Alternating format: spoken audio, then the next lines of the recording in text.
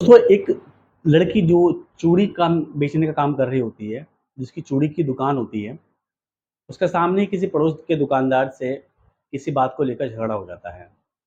ये अपनी रिपोर्ट लिखवाने के लिए एक थाने के अंदर पहुँचती है, लेकिन थाने में जो थानेदार होते हैं, जो दरोगा साहब होते हैं, उनको देखकर ये लड़की एकदम चौंक जाती है। इसके पैरों के नीचे के मानो ज़मीन ही हिल जाती है, क्योंकि ये जो दरोगा की सीट पर कोई बैठा था, ये कोई और नहीं इस औरत का तलाकशुदा पति होता है।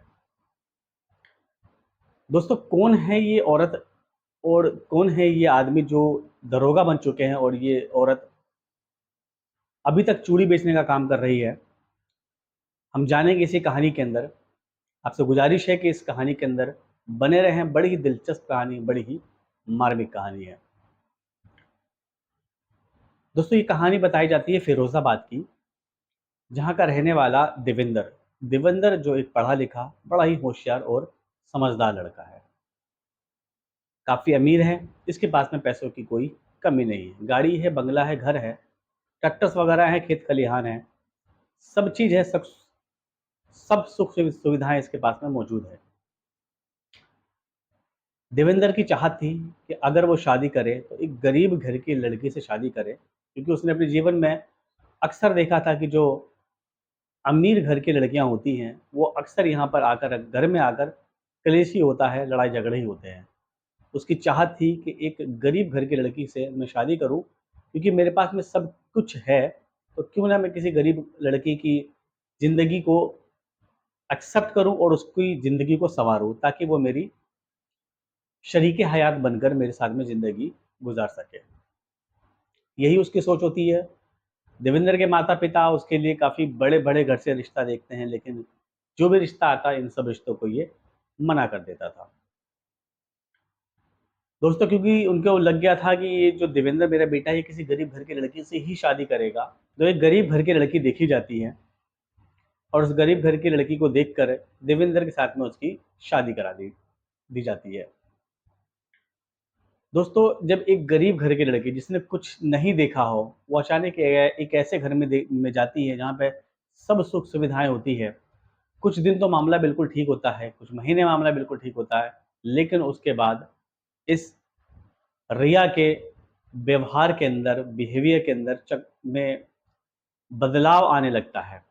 ये लड़की जिसका नाम रिया होता है, ये गरीब घर से आई थी, एक अमीर घर के अंदर सब सुख सुविधाएँ देखी और सब सुख सुविधाओं देखने के बाद इस रिया के अब तेवर बदलने स्टार्ट हो जाते हैं। धीरे-धीरे ये अपने सास-ससुर से भी सही से बात नहीं करती है, यहाँ तक कि देवेंद्र से भी सही से बात नहीं करती है। देवेंद्र को बड़ा अटपटा-सा लगता है कि जिस लड़की से मैंने शादी करा है, कुछ महीने तो मामला ठीक रहा, लेकिन उसके बाद अचानक इसके व्यवहार में बदलाव आने लग गया। ये अचानक इसके खर्चे बढ़ गए, इसकी शॉपिंग्स बढ़ने लगी। यहाँ तक कोई देवेंद्र को दिक्कत नहीं था, लेकिन देवेंद्र को दिक्कत तब होने लगा जब इसके साथ में ये आए दिन झगड़ा करने लगी। अब आए दिन उस घर के अंदर कलेश का माहौल बनने लगा। फिर अचानक एक ऐसा होता है कि देवेंद्र के साथ बुरा वक़्त शुरू होने लगता है। इस देवेंद्र के पास में जितनी गाड़ियाँ वगैरह थी, उस गाड़ियों का एक्सीडेंट होना शुरू हो जाता है। जो उसका काम-धाम है, वो काम-धाम ठप होना शुरू हो जाता है। यहाँ तक कि इस देवेंद्र को अपनी ज़मीनें वगैरह भी बेचनी पड़ती है। पैसे की कमी होने की वजह से देवेंद्र की आर्थिक स्थिति अब खराब होने लग जाती है। लेकिन यहाँ रिया को एक फ़ैशन चढ़ गया था अमीरी का और अमीरी में ज़िंदगी बिताने का। लेकिन जब वो देखती है कि ये देवेंद्र और दिन-ब-दिन गरीब होता चला जा रहा है, तब ये एक ऐसे लड़के की तलाश में लग जाती है जो लड़का अच्छा खासा पैसे वाला हो। और उसकी तलाश पूरी हो जाती है। चेतन नाम का एक लड़का उसको मिल जाता है, उसकी ज़िंदगी में चेतन नाम का एक लड़का आ जाता है। उसे आए दिन फ़ोन के ऊपर बात किया करती थी। चेतन जिसके पास में होता कुछ नहीं है, सिवाय लंबी-लंबी बातों के। वो कहता है कि मेरे पास में घर है, मेरा दिल्ली में मकान है, मेरे बहुत सारे बिज़नेस है, 2-3 मेरे प्लॉट वगैरह हैं, प्रॉपर्टी डीलर का काम करता हूँ, बहुत सारी वो उसको सपने दिखा देता है। रिया को ये लगता है कि देवेंद्र से ज़्यादा मैं खुश और देवेंद्र के घर से ज़्यादा ऐशो-आराम में मैं चेतन के यहाँ पर रह सकती हूँ। यहाँ देवेंद्र के यहाँ पर आए दिन क्लेश होता ही था। तो वो मौका देखकर देवेंद्र से तलाक ले लेती है और तलाक लेने के बाद चेतन के साथ में अपनी ज़िंदगी बिताने लगती है। रिया और चेतन की शादी हो जाती है, वो लोग अपनी ज़िंदगी बिताने लगते हैं। यहाँ पर देवेंद्र के साथ जो उसकी दयनीय स्थिति होती जा रही थी, एक तो इसके ऊपर आर्थिक मार और दूसरा इसकी बीवी ने इसको तलाक दे दिया।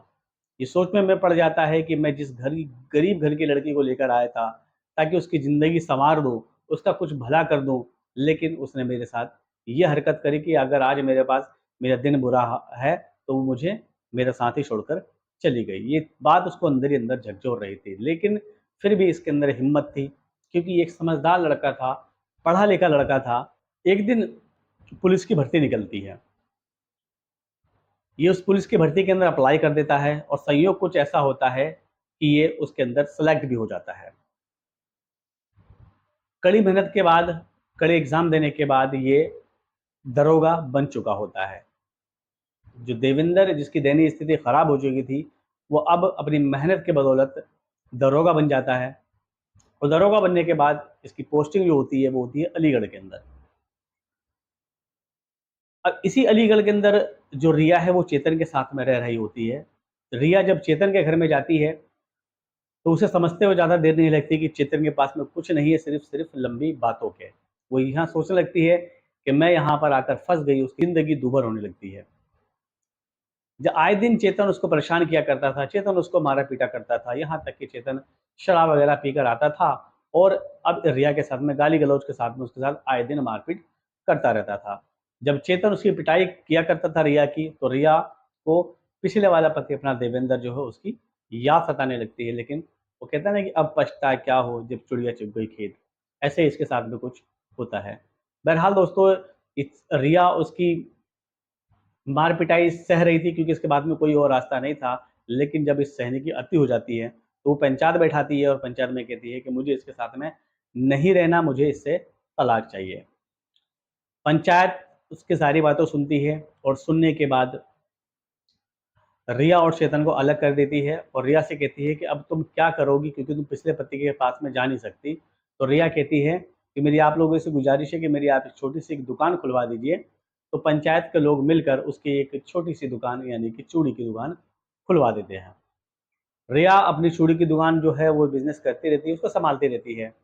किसी दिन सामने वाले दुकानदार से किसी बात को लेकर उसमें झगड़ा हो जाता है और झगड़ा होने के बाद ये बात इतनी हो जाती है कि पुलिस थाने तक बात पहुँच जाती है।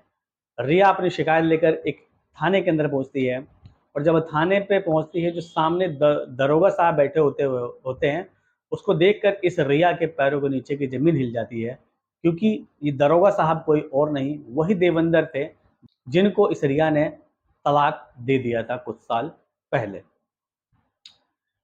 देवेंद्र रिया को देखते हैं, लेकिन जानते हुए भी ये इसको पहचानने से इनकार कर देते हैं। रिया से पूछते हैं, मैडम बताओ क्या काम है? रिया अपनी बात भूल जाती है और तुरंत इस दरोगा साहब के पैर में गिर जाती है, उससे माफ़ी माँगने लगती है कि मुझे माफ़ कर दीजिए, मैंने आपके साथ में बहुत गलत करा, मुझे ऐसा नहीं करना चाहिए, अब मुझे बहुत पछतावा हो रहा है। देवेंद्र उससे कहता है, तुम तो मुझे छोड़कर, मेरी दयनीय स्थिति को छोड़कर, दयनीय स्थिति को देखकर मुझे छोड़कर तुम एक अमीर लड़के से तुमने शादी कर लिया था, अब तुम्हारी ये हालत कैसे हो गई है? वो सारी की सारी बात उसको बता देती है। देवेंद्र उससे कहता है, जिसने मेरी गरीबी का फ़ायदा उठाया, उसके साथ में ऐसा तो होना ही था। देवेंद्र उससे कहता है कि मैं तुम्हारी मदद नहीं कर सकता एक पत्नी होने के नाते, क्योंकि तुम्हारा मेरा अब रिश्ता ख़त्म हो चुका है। हाँ, मेरी जो ड्यूटी है, उस ड्यूटी पर मैं पूरा काम करूँगा। बताओ तुम्हारी समस्या क्या है?